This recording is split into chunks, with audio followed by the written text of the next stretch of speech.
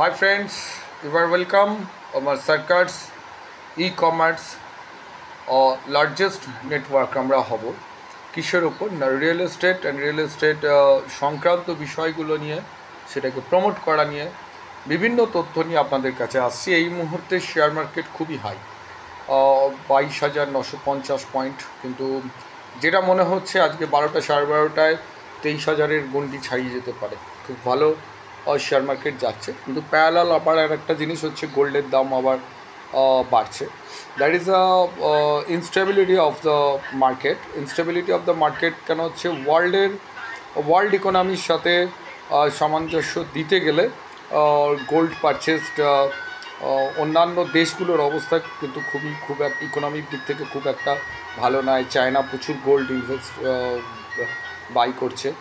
তো যাই হোক, সেই বিষয়গুলো নিয়ে পরে আসবো। আজকের মূল বিষয় জানেন, আমরা যে ইললিগাল কনস্ট্রাকশন সেটাকে নিয়েই বলার বিষয়, যেটা নিয়ে প্রচার একদমই হয় না যে একটাই কথা, ইললিগাল করবেন না, বাড়ি করতে গেলে নিয়ম কানুন মেনে করুন। এবং অ্যাকচুয়ালি ইললিগাল করলে কিছু মানুষের মুষ্টিমেয় মানুষের কিছু ক্যাশ মানি হচ্ছে, বাদ বাকি কিন্তু ইকোনমিটা কিন্তু আপনার নষ্ট হয়ে যাচ্ছে। কলকাতা কর্পোরেশনের কোনো রেভিনিউ জেনারেট হচ্ছে না। ইকোনমিক্সের ভাষায় যদি বলি, কোনো রকম অ্যাসেট ক্রিয়েশন হচ্ছে না। এবং সবচেয়ে বড় কথা, পলিউশন লেভেল ভেরি হাই হয়ে যাচ্ছে দিনের পর দিন। যে জিনিসগুলো বলার খুব দরকার, যে একটা আনপ্ল্যান্ড অবস্থায় একটা সিটি তৈরি হচ্ছে, তার ফলে এমন কিছু ব্যাকটেরিয়া ভাইরাস যেগুলো পলিউট করে দিচ্ছে, যেগুলো এনভায়রনমেন্টকে খুবই বাজে অবস্থায় নিয়ে যাচ্ছে। অলরেডি আপনারা জানেন যে গাছের অবস্থা খুবই কমে গেছে, সেটা নতুন করে বলার কিছু নয়। কলকাতা নির্ভর কিছু পরিকল্পনা কিন্তু এই মুহূর্তে কলকাতা কর্পোরেশনের কাছে নেই। তার ফলে যেটা হচ্ছে, সবচেয়ে বড় সংকট যেটা আসতে যাচ্ছে সেটা হচ্ছে কিন্তু বিদ্যুৎ সংকট কিন্তু একটা বিশাল বড় সংকটের মধ্যে আসছে। কেন বিদ্যুৎ সংকট আসছে? যে গরম যেভাবে বাড়ছে, সেটা ওয়েদারের কারণে, ওয়েদার চেঞ্জের কারণে হোক, বা কলকাতা শহর কংক্রিটের জঙ্গল হয়ে যাচ্ছে। সেই তুলনায় যে সাস্টেনেবল ডেভেলপমেন্ট, যে কংক্রিট আমাদের লাগবেই, বাড়ি আমাদের লাগবে, বাসস্থান আমাদের লাগবে, তার সাথে যে এনভায়রনমেন্টকে ডেভেলপ করা, অর্থাৎ গাছ লাগাবার জায়গা, বড় গাছ লাগানো, সেগুলো কিন্তু দিনের পর দিন কমে যাচ্ছে। সেটা টোটালি আনপ্ল্যান্ড অবস্থায় হচ্ছে। পার্কগুলোতে পর্যন্ত কিন্তু বড় গাছ লাগানো হচ্ছে না, যেটুকুনি জায়গা পাওয়া যাচ্ছে।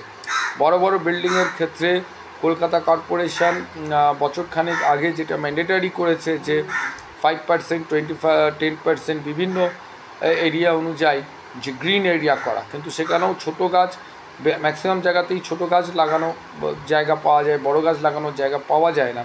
কিন্তু বড় প্রজেক্টগুলোতে ম্যান্ডেটারি বড় গাছ লাগানোর খুবই দরকার হয়ে পড়েছে। তার সাথে সবচেয়ে বেশি দরকার হয়ে গেছে সোলার প্যানেল লাগানো। সোলার প্যানেল কিন্তু ম্যান্ডেটারি এখনও পর্যন্ত কলকাতা কর্পোরেশন করতে পারেনি বিভিন্ন দুর্নীতির কারণে। ধরুন, বড় বড় বিল্ডিংগুলোতে সিসি এখনও পর্যন্ত সিসি নিচ্ছে না, এবং সিসি না নেওয়ার জন্য যেহেতু প্রত্যেকটা বিল্ডিংয়ে অল্প বিস্তর ইললিগাল থাকছে, সিসি নিচ্ছে না।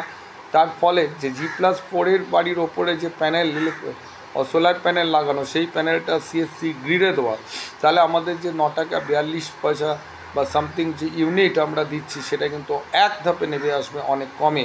এবং আগামী দিনে একটা বিশাল পরিমাণ বিদ্যুতের ডিমান্ড তৈরি হচ্ছে, সেখানে রিনিউয়েবল এনার্জি কিন্তু আমাদের সাপোর্টিং দেবে। কেন এখনও পর্যন্ত আমরা কয়লা পুড়িয়ে কিন্তু বিদ্যুৎ তৈরি করছি। আর সবচেয়ে বড় বিষয়, যে কিছুদিন আগে ইসরো, নাসা বিভিন্ন কার্বন ম্যাপিং যেটা করেছে, সেখানে কিন্তু দেখা যাচ্ছে যে সমস্ত জায়গায় কয়লা পুড়িয়ে এই ধরনের বিদ্যুৎ তৈরি করা হয়েছে, কার্বন কনসেন্ট্রেশন সেখানে বাড়তে থাকছে।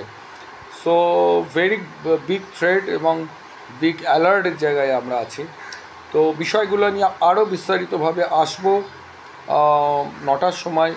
আপনারা আমার চ্যানেলটাকে সাবস্ক্রাইব করুন, ফলো করুন, শেয়ার করুন। ধন্যবাদ।